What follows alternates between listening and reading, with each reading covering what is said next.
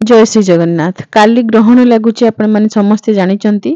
काली September 7 तारिख रविवार आमर इंद्र उत्सव पूर्णिमा बा इंदु पूर्णिमा। ग्रहण विषय पूर्वर आमे दुईटी वीडियो रे आपण सहित प्राय सब विषय कथा हेई सारिचु। आज आपण को मंत्र जप विषय कहबो एवं नाम जप विषय मध्य कहबो। जो माने मंत्र रे दीक्षित नुहंती से माने नाम जप करिवे। जो माने मंत्र रे दीक्षित परंपरागत गुरुंक ठारू जो माने मंत्र प्राप्त होइचंती सही गुरु मंत्र को से माने क्यों नियम रे जप करिवे से विषय आज कथा हेबा। ग्रहण स्पर्शर समय बा ग्रहण लागिबार जो समय रहिछि ताहा रात्रि समय रहिछि। रात्रि 9:57 7 सेकेंड रु हमर ग्रहण लागुछि। 7 सेकेंड छाड़ी दियंतु 9:57 धरंतु एही समय रु आपनकर ग्रहण लागिबो। तेणु आपण जो माने दीक्षित मंत्र रे दीक्षित बा अन्य माने जदि चाहिबे करि परिबे जो मानकर शरीर सुस्थ अछि से माने प्रथमे स्नान करिवे। ग्रहण स्पर्श समय रे स्नान करिबा पई एक मंत्र रहिछि। वर्तमान स्क्रीन से मंत्र आसुछि। एही मंत्र पढ़ी के आपण स्नान करिवे।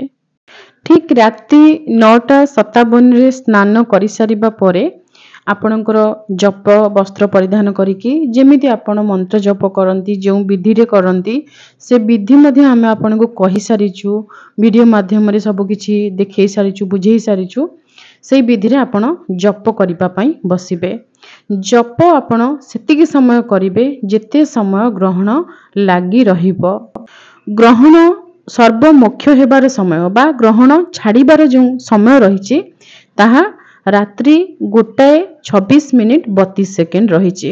आपण 1:27 पर्यंत जप करिवे। तापरे आपण स्नान करिवे। राति 1 रे स्नान करंतु बा टिके अपेक्षा करिकी राति 4टा 4:30 रे जेमिति आपण स्नान करिकी ठाकुरंकर पूजा करंती सेहि भली भाबरे आपण स्नान करिकी आपण ठाकुरंकर पूजा को आसीबे। एवं स्नान करिबा समय जे मंत्रटी आपण पाठ करिवे ग्रहण सर्वमुख्य हेबा परे जे मंत्र रहिछि से मंत्र मध्य गोटे स्थान रे रहिछि। आमे आपन एठी फोटो देई देउछु। एहा ग्रहण मुक्तिर मंत्र अर्थात ग्रहण छाड़ी जिबा परे एही मंत्र पाठ करिके आपण स्नान करिवे। ग्रहण समय रे ही आमे काहे की जप करिबा। ग्रहण जे समय लागि रही थाए से समय को मुनि ऋषिगण ज्ञानी व्यक्ति माने से माने अपेक्षा करी रही थांती काहे कि ना ताहा उत्कृष्ट समय मंत्र को सिद्ध करिबा पाई माला को सिद्ध करिबा पाई मंत्र सिद्ध करिबा माला सिद्ध करिबा ए सबु केवल ग्रहण पराग समय ही संभव। आहुरी बहुत किछि तिथि रहिछि से तिथि रे विशेष तिथि मानकर मध्य जप करा जाय थाए। सबुठरु जरूरी कथा जहा आपण मने रखिबे जदि आपण मंत्र रे दीक्षित किंबा आपण दीक्षा न नेकी केवल ठाकुरंकर नाम जप करूचंती ठाकुर घरे बसिकी बा आपणकर सोइबा घरे बसिकी ए कथाटी को आपण निजे मन रखिबा सहित समस्तन को आपण जणैबे। बहुत जरूरी कथा। जप करिबा समय खास करी ग्रहण एवं पराग समय आपण आसन ऊपर जेतले बसी जप करिवे आसन ऊपर आपणकर पूरा शरीर रहिबो नाही। आपणकर पाद बा कोनोसी अंग आपणकर बसिबा समय आपणकर गोडर ही किछि अंश माटी को स्पर्श करिबो माने तळ जागा को स्पर्श करिबो। संपूर्ण शरीर आपणकर आसन ऊपर रहिबो नाही। जदि संपूर्ण शरीर आपणकर आसन ऊपर रहि जिवो ताहाले ग्रहणर जो खराब शक्ति सब रहिछि खराब प्रत्येक जिंसर भल दिग एवं मंद दिग रही थाए। जो नकारात्मक शक्ति सबू एही समय ग्रहण समय अधिक शक्तिशाली थांती से माने आपनको शरीर को प्रवेश करिवे। आपनकर जो पुण्य फल रहिछि से फल रे व्याघात सृष्टि करिवे। तेणु आपनको शरीर किछि अंश माटी को स्पर्श करिबा बा आसन रो बाहर की रहिबो। पाद गोटे पाद आपन चेका पकई बसचंती गोटे पाद आपन माटी ऊपर को टिके लगेई की बसिबे। पूरा शरीरटी आपनकर आसन ऊपर जेमती न रहिबो। अन्य समय आम जिते जप करें आम चेष्टा करें कि आसन उपर ही बसिकी जप करवा। अन्य समय भी जदि शरीर किसी अंग बाहर को टिके अल्प किसी बाहरी गला एते दोषावह न थाए किंतु ग्रहण समय संपूर्ण शरीर आसन उपर रहिले आपनको पई ताहा उचित नुहे। किछि अंश आपनकर माटी ऊपर भूमि को स्पर्श करी रहिबो। ए कथाटी को समस्त को जणैबे शत्रु होंतु मित्र होंतु जे भी आपण आमर कथा सुनुचंती आपनकर मंगल पई कहूछु। जदि विश्वास न होउची कोनोसी सेमिति आपणकर विश्वस्त लोक थिबे तांकठारु आपण बुझी नेबे।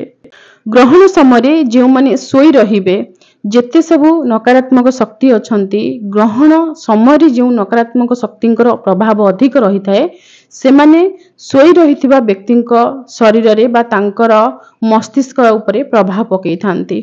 तेणु आपण जदि सुस्थ रहिबाकू चाहुचंती सुस्थ मन सुस्थ आपणकर मस्तिष्क सुस्थ रहिबो शरीर सुस्थ रहिबो मन सुस्थ रहिबो सब किछि सुस्थ रहिबो कोनोसी नकारात्मक शक्ति ता उपरे प्रभाव पकेइबे नाही ताहाले आपण न सोईकी चेई रहिबा पई चेष्टा करंतु। छोट पिला वयस्क व्यक्ति बा रोगी व्यक्ति जो माने अछंती सेमानक पई ए नियम कोहळ करा जाय थाए।